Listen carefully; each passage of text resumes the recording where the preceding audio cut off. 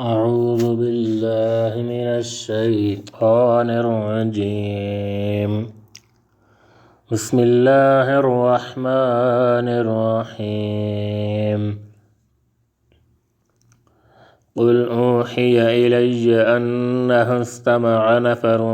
من الجن فقالوا إنا سمعنا قرآنا عجبا يهدي إلى الرشد فآمنا به ولن نشرك بربنا أحدا وأنه تعالى جد ربنا ما اتخذ صاحبة ولا ولدا وأنه كان يقول سفيهنا على الله شططا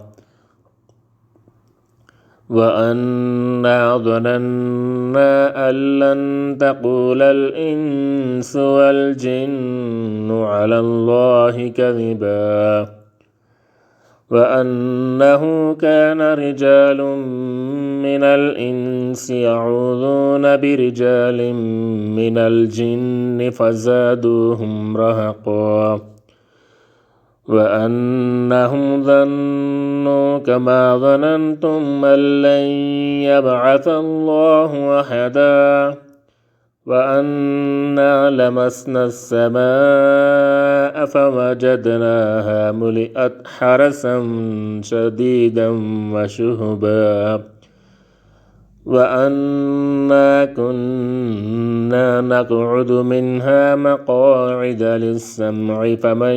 يستمع الآن يجد له شهابا رصدا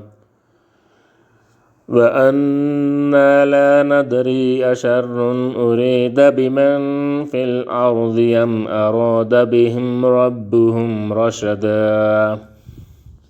وأنا منا الصالحون ومنا دون ذلك كنا طرائق قددا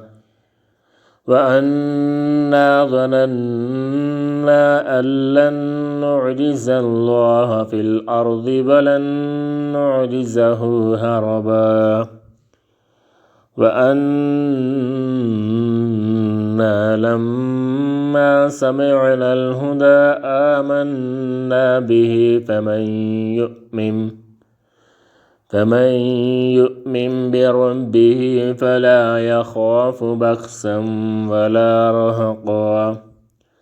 وأنا منا المسلمون ومنا القاسطون فمن أسلم فأولئك تحروا رشدا وأما القاسطون فكانوا لجهنم حطبا وأن لو استقاموا على الطريقة لأسقيناهم ماء غدقا لنفتنهم فيه ومن يعرض عن ذكر ربه يسلكه عذابا صعدا وأن المساجد لله فلا تدعوا مع الله أحدا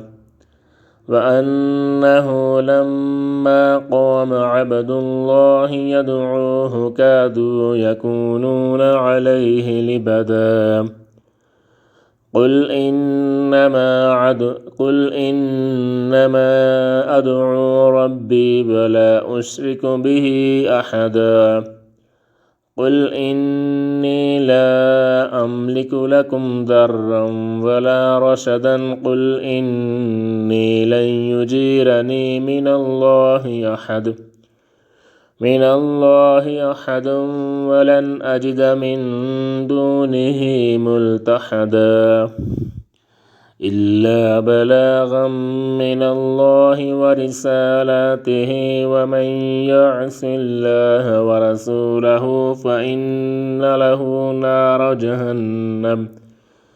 فإن له نار جهنم خالدين فيها أبدا حتى إذا رأوا ما يوعدون فسيعلمون من أضعف ناصرا وأقل عددا قل إن أدري يقريب ما توعدون أم يجعل له ربي أمدا عالم الغيب فلا يظهر على غيبه أحدا إلا من ارتضى من رسول فإنه يسلك من بين يديه ومن خلفه رصدا ليعلم أن قد أبلغوا رسالات ربهم وأحاط بما لديهم وأحصى كل شيء عددا صدق الله العظيم.